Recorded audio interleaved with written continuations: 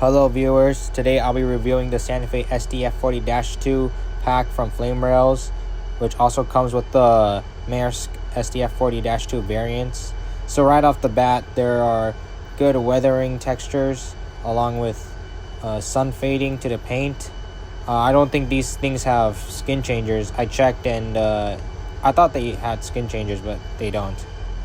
So for now, I think my favorite variants of this pack are the Santa Fe SDF40-2s without the cut nose, because they look clean and they just look like proper locomotives. I'm not saying that the cut nose variants are like improper, but like I think these look way better than the cut nose in my opinion.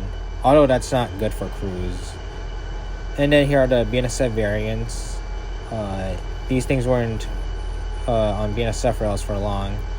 And then one of them was saved for Maersk. I don't know how to say that, but right now there's one in preservation at the Illinois Railway Museum, the Maersk CLN 6976 or 644. I've seen this locomotive twice in my life, when it used to be at the Nevada State Railroad Museum in Boulder City in April 2022 and December 2023. So the textures, they have some good detailing. I'm gonna just go briefly over like the models. I'm pretty sure that like I'll try my best to show all the details and such, texturing, the dirt, the grime, etc. But like since I don't want to make this video too long than it already is, I think I'll just cover as much as I can. If you really want to like look at something, you can pause the video and then just take a look. But yeah, great work Flamerailzzz and his team put into these models.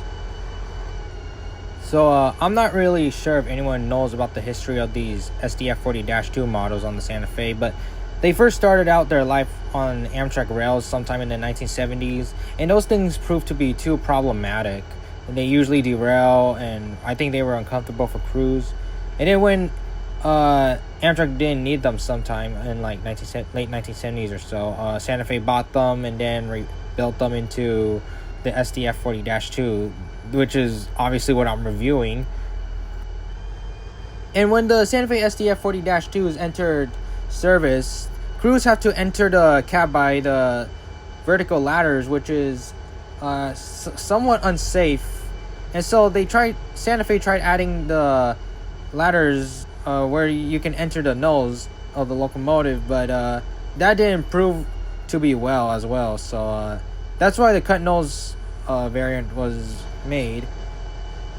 And here are the cab lights, walkway lights, and main headlights, plus the class lights and the rear class lights. Pretty nice details, I guess. Yeah, the marker lights are fascinating just to look at. And now I'll be turning on the bell and horn.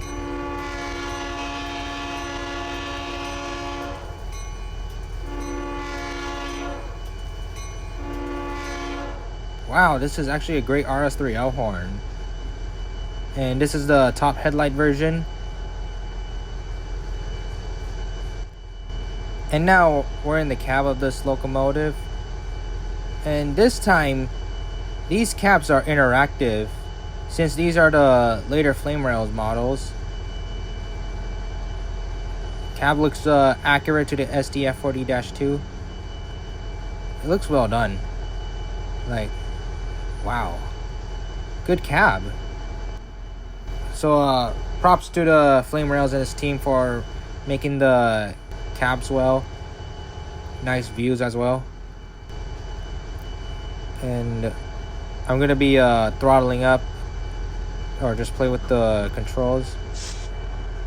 Alright, this is looking great so far.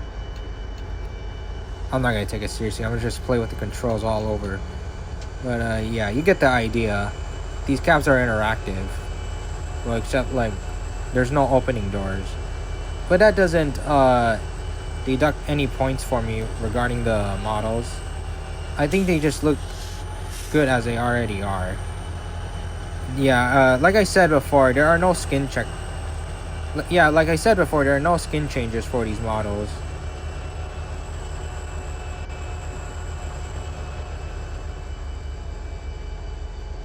Now onto the later variants of the Santa Fe SDF40-2 with the cut nose. Here are the walkway lights, cab lights, and horn and bell.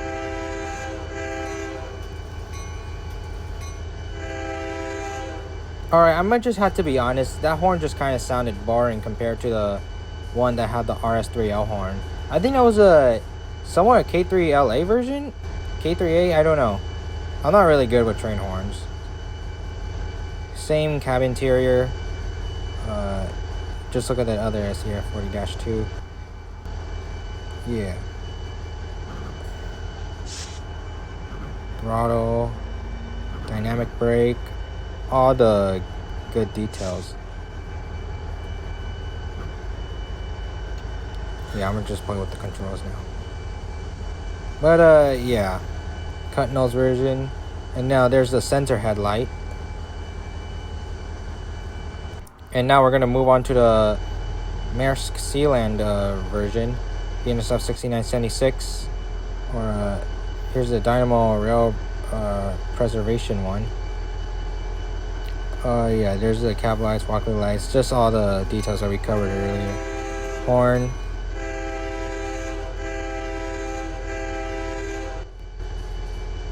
To be honest, that horn just sounds a little boring, since it just feels like what a GP38-2 or GP60 would have.